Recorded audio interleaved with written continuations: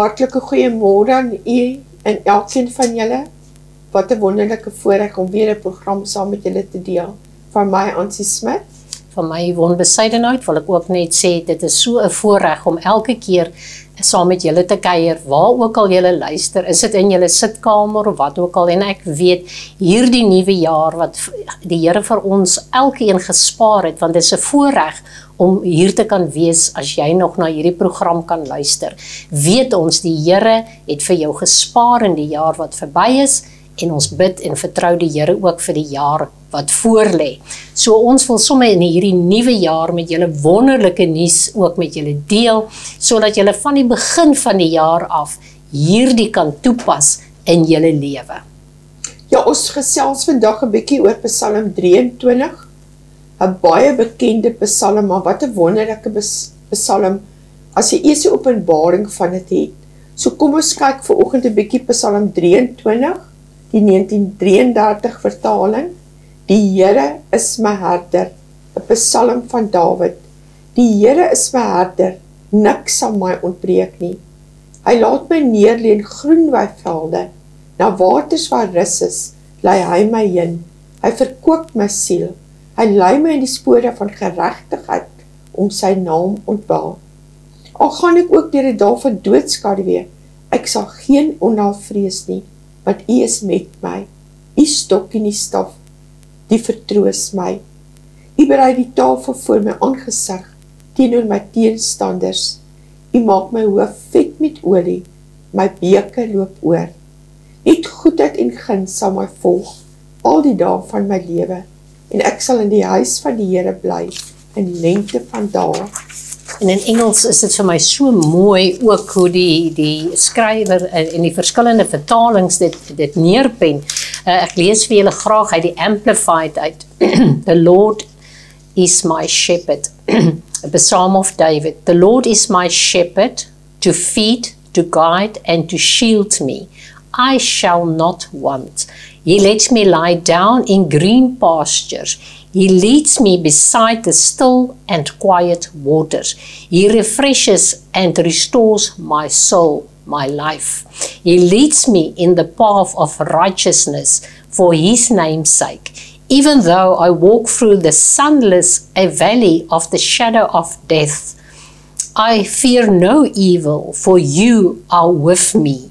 Your rod to protect and Your staff to guide, they comfort and console me. You prepare a table before me in the presence of my enemies. You have anointed and refreshed my head with oil. My cup overflows.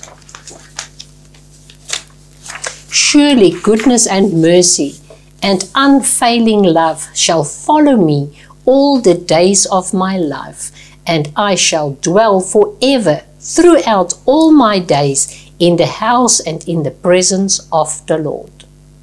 Ja, miljoene mense ken Psalm 23. Ek dink toe ons al op skool was, in die skool en by die kinderkerk, Sondagskool, het ons het gereeld opgesê, ons het dit gelees soos 'n resitasie.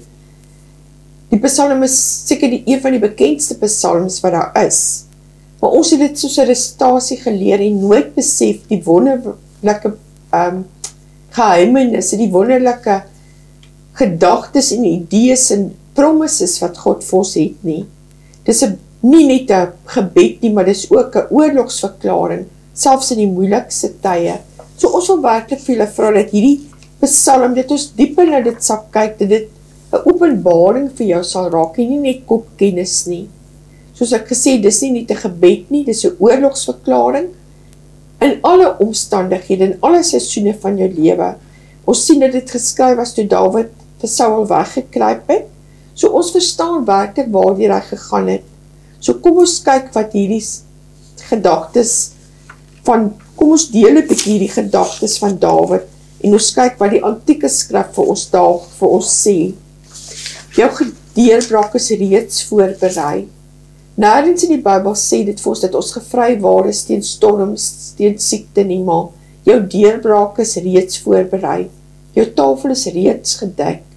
En dit wys ook vir ons dat ons 'n oorwinningslewe kan lewe. Ja, ons gaan deur probleme, ons gaan deur siekte, ons gaan deur moeilike omstandighede, maar elke keer kan ons weer die oorwinningslied daarna sing. Kom ons kyk 'n bietjie, dat dit nie net woorde sal wees, maar dat ons werklik die Here sal vra, die Heilige Gees sal vra, om dit vir ons elkeen te openbaar, en dit werklik 'n psalm sal wees waarop ons staan, ook in moeilike tye. Dit verander jou vrees, jou angs, al die moeilike uitdagings. So kom ons bid werklik Psalm 23 met 'n oorgegewe hart, en ons vra Heilige Gees openbaar vir ons wat dit werklik beteken, al die wonderlike promises wat hierin is. Ja, sodra ons net eers besef hoe kragtig Psalm 23 is, en dit is 'n gebed, dit is 'n verklaring, sal jy nooit weer dieselfde dink aan Psalm 23 nie, maar sal jy absoluut die herder van Psalm 23 ken, en jy sal jou lewe inrig daarvolgens. Die meeste mense lees, die Here is my herder, en dink dit is net 'n mooi versie. Maar wanneer jy verstaan wie en hierdie herder eintlik is, wat die Bybelse tye van praat, verander dit eintlik alles. Herders is nie net mense wat op sagte gras sit in 'n veld en skape oppas nie. As jy bietjie navorsing doen oor presies wat die herders gedoen het, sal jy regtig sien, hierdie herders was krygsmanne, professionele beskermers van hulle skape, gewapen met knippels en slingers, gereed om leeu's en bere en diewe af te weer. Wanneer Dawid sê, die Here is my herder, sê hy nie, God is sagmoedig nie. Hy sê, God is sy persoonlike beskermer, sy persoonlike leiwag. En verstaan dit, Dawid het geweet waarvan hy praat. Hy was immers ook 'n herder van 'n klomp skape gewees. In 1 Samuel 17 vertel ons dat hy, toe hy net 'n tiener was, gestuur was deur sy pa om vir sy broers te gaan kos gee terwyl hulle in geveg was teenoor die reus Goliat. En toe Dawid gesê het, hy sien kans om hierdie reus aan te vat, en hy voor koning Saul gestaan het, en koning Saul vir hom gesê, maar jy's 'n jong seun, hoe sal jy dit kan doen? Het Dawid vir koning Saul die volgende gesê, soos wat ons lees in 1 Samuel 17 vers 34 tot 37. Toe sê Dawid vir Saul, as ek die kleinvee vir my pa oppas, en daar kom 'n leeu of 'n beer en dra 'n lam weg uit die kudde, gaan ek agter hom aan. So luister mooi wat hy sê, ek gaan agter hom aan, so gaan God ook agter jou vyande aan, en slaan hom dood, en red die lam uit sy bek, so red die Here ook jou uit die bek van die vyand. As hy op hom afstorm, op my afstorm, gryp ek hom aan sy baard en slaan hom dood. Ek het die leeu en ook die beer doodgeslaan, en hierdie heiden, hierdie Filistyn sal hulle word, want hy die linies van die lewende God verkleineer. Verder het Dawid gesê, die Here wat my gered het uit die kloue van die leeu en uit die kloue van die beer, hy sal my red uit die mag van hierdie Filistyn. Sien, Dawid het geweet wat hy as herder vir sy skape doen. Hy het geweet dat God sy herder is, en net soos hy wat Dawid in tye van gevaar die vyand aanvat om sy skaap te beskerm, het hy geweet, sal God vir hom ook doen. Ja, as ons kyk, Dawid praat van my herder, so dit vertel vir ons dat hy 'n intieme verhouding ook met God gehad het. En hy vertel ook vir ons dat hy harder geveg het. Hy het hard geveg vir sy skape toe hy sy skape opgepas het, en hy het te beskerm, hy het voorsien. So dis ook wat God met ons doen. Hy beskerm ons, hy voorsien, hy bewaar. So kom ons kyk 'n bietjie dat hierdie Psalm nie net 'n spesifieke Hebreëse struktuur gehad het, wat skep wat geleer is die progressie van vertroue noem nie. Dis nie net 'n Psalm wat vertroos nie, maar dit oefen letterlik jou brein om anders oor probleme te dink. Vers 1, niks sal my ontbreek nie. Ek sal niks kort kom nie. Dawid praat nie net alleen van materiale dinge nie, maar baie keer voorsien die Here ook vir ons geestelike dinge. Die Hebreëse woord beteken, ek sal nie tekort skiet aan iets wat ek nodig het om my behoeftes te vervul nie. Dink daaraan, elke keer as jy bekommerd is, dat jy nie genoeg tyd het nie, nie geld het nie, nie krag het nie, vergeet jy wat die Here as herder reeds vir jou gedoen het, en hy weet reeds wat jy nodig het. So kom ons, baie mense kla oor slapeloosheid, maar ek dink as jy ook in die aand as jy in die bed klim, hierdie Psalm 23 hardop kan lees vir jouself, en ook jou naam insit, byvoorbeeld die Here is Ansie se herder, Ansie kom niks kort nie, dan verander die betekenis, so kom ons lees dit werklik met oorgawe, en ons sien dit ook beskerming, bewaring, voorsiening, alles wat ons nodig het God reeds vir ons gegee. Jesus het vir sy disippels geleer in Matteus 6 vers 26 het hy gesê, kyk na die voëls van die hemel, hulle saai nie en hulle oes nie en hulle bære nie en skuur nie, en tog voed julle hemelse Vader hulle, is julle nie baie meer werd as hulle nie? As God voëls voed, wat nie eers kan bid nie, wat laat jou dink, hy sal jou vergeet? Dawid stop ook nie daar nie. Jammer. Hy sê in vers 2, hy laat neerlê in groen weivelde. Skape lê net wanneer hulle heeltemal veilig is. So eerste plek sê jy, die Here is my herder. So die Here is die een wat jou sal oppas. Hy is die een wat jou sal hou binne in 'n veilige weiveld. Hy sal vir sorg dat jy kos het, soos want hy sê so, skape gaan lê nie as hulle nie veilig is nie, en hulle gaan lê ook nie as hulle honger is nie.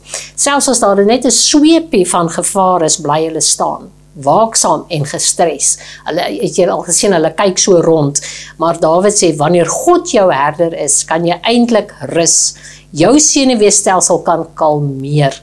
Jy moet net leer om vir jouself te sê, ek sal nie laat hierdie ding my stres nie. Ek sal nie bekommerd wees oor hierdie nie, want Here, U is mos my herder. Die Here wil hê, dit is wat 'n persoonlike verhouding is met die Here. Om met hom direk te praat, nie van hom te praat nie, maar met hom. So jy sê, Here, U is mos my herder, so waarom sal ek oor hierdie ding vrees? Ek sal nie vrees nie, Here, want U is my herder.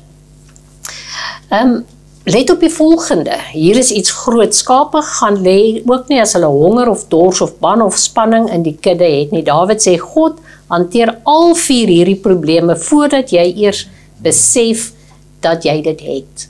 Die herder hanteer al hierdie probleme. Wanneer hy sy skape uitlei, kyk hy, is dit veilig? Is daar genoeg kos? Is daar die regte voorsiening? Is die omstandighede reg? Dan laat hy sy skape daar wy. So as jy dan die Here se skapie is, die Here se kind is, sal hy en jy hom vertrou elke dag, soos Ansie gesê het, wanneer jy gaan slaap, wanneer jy opstaan, sê, Here, ek weet nie wat om te doen nie, maar U is my herder. Ek kyk vandag na U om my te lei, om my na veilige plekke te vat, om vir my te voorsien. Hy voed jou voordat jy honger is, voorsien voordat jy dors is, hy beskerm jou voordat jy bang is, en bring vrede voordat konflik jou vernietig. Ja, as ons kyk na vers 3, hy verkoop my siel, hy lei my in die spore van geregtigheid, om sy naam ontwil. Baie keer vergeet ons werklik wat die siel beteken. Die siel is jou wil, jou gedagtes, jou emosies. So jy kan werklik vir God vra om jou te herstel in jou siel, jou gedagtes, jou emosies, jou wil. Die Hebreëse woord vir herstel beteken dan ook om terug te keer na jou oorspronklike vorm of om iets wat verlore is te herwin. Dawid sê, wanneer jy jou lewe, wanneer die lewe jou aanval, wanneer jy voel asof dit in stukkies vir jouself verloor het, genees God jou nie net nie. Hy bring ook die dele terug wat jy gedink het, wat altyd weg was. Hy herstel jou volkome. So kom ons kyk 'n bietjie Petrus, nadat hy Jesus 3 maal verloon het, in Johannes 21, het Jesus Petrus nie net beskaam nie, hy het hom ook 3 geleenthede gegee, om sy liefde te verklaar. 1 vir elke verloning. God vergewe nie net ons foute nie, maar hy verander ons foute baie keer in 'n getuienis of in 'n bediening. Hy lei ons op die paaie van geregtigheid terwille van sy naam. So, kom ons kyk wat God se pad is. Baie keer kies ons ons eie pad, maar dan gaan dit nie als tot eer van God nie. So kom ons bid, Vader, lei my in die paaie van geregtigheid terwille van u naam. Hy maak seker dat ons kom waar hy ons neem, selfs wanneer ons nie weet waarheen ons gaan nie, kan ons steeds Psalm 23 oor onsself bid. Ja, dit is hier wat Psalm 23 bo natuurlik word. Vers 4 sê, al gaan ek ook in 'n dal van doodskaduwee, alhoewel ek deur 'n dal van doodskaduwee wandel. Let op, Dawid sê nie of nie, of wandel deur donker tye. Hy sê alhoewel. Hy erken dat moeilike tye gewaarborg is, maar kyk wat volgende gebeur. Die frase dal van doodskaduwee in Hebreëus beteken letterlik dal van diep duisternis. Soms gebeur daar dinge in ons lewe, dan voel ons regtig alleen, dit voel of jy alleen is. Al is daar baie keer mense rondom jou, maar hierdie probleem, hierdie ding wat oor jou pad gekom het, is dit jou geliefde wat jy afgestaan het aan die dood? Is dit 'n kind? Is dit finansiële krisis? Is daar nie werk nie? Wat ook al die probleem is, 'n siekte of wat ook al. Baie keer voel 'n mens regtig, jy is alleen, diep in die dal van die doodskaduwee. Maar Dawid praat nie net hier van wanneer 'n mens sterf nie. Hy praat van enige seisoen waar jy kan sien wat voorlê, werksonderhoud, mediese toetse. Jy dalk baie van die vrouens het dalk 'n knop in die bors ontdek en nou dadelik is hulle bang en bevrees en jy moet gaan vir hierdie toetse. En baie keer vermy mense die toetse want hulle wil nie die antwoorde hoor nie, maar dan is dit ook nie reg nie, want die Here het ook die medisy ingestel daar vir ons om te kan help. Verhoudingsprobleme, finansiële stres, tye wanneer jy blind loop, ek sal geen onheil vrees nie, want U is met my. Dawid skakel oor van praat oor God na praat met God. So hy sê, Here, ek sal geen onheil vrees nie, want U is met my. Van 'n derde persoon na 2 persone. Hoekom? Ja, as ons kyk, almal van ons het al deur hierdie donker dieptes gegaan, donker oomblikke. Maar kom ons onthou dat God 'n persoon is wat langs jou stap. So as jy hierdie pad stap saam met God, gee ons dit oor hierdie probleem, soos Yvonne gesê, hierdie verhoudingsprobleem, hierdie finansiële krisis, hierdie vertroosting. God stap saam met jou. En die staf is nie net 'n herdersgereedskap nie. Hulle het dit gebruik as wapens, hulle het dit ook gebruik as leiding. Die staf is gebruik om roofdiere af te weer, maar ook om vir hulle die rigting aan te wys. Die staf het skape teruggetrek wanneer hulle na gevaarlike gebiede afgedwaal het, hoogtes.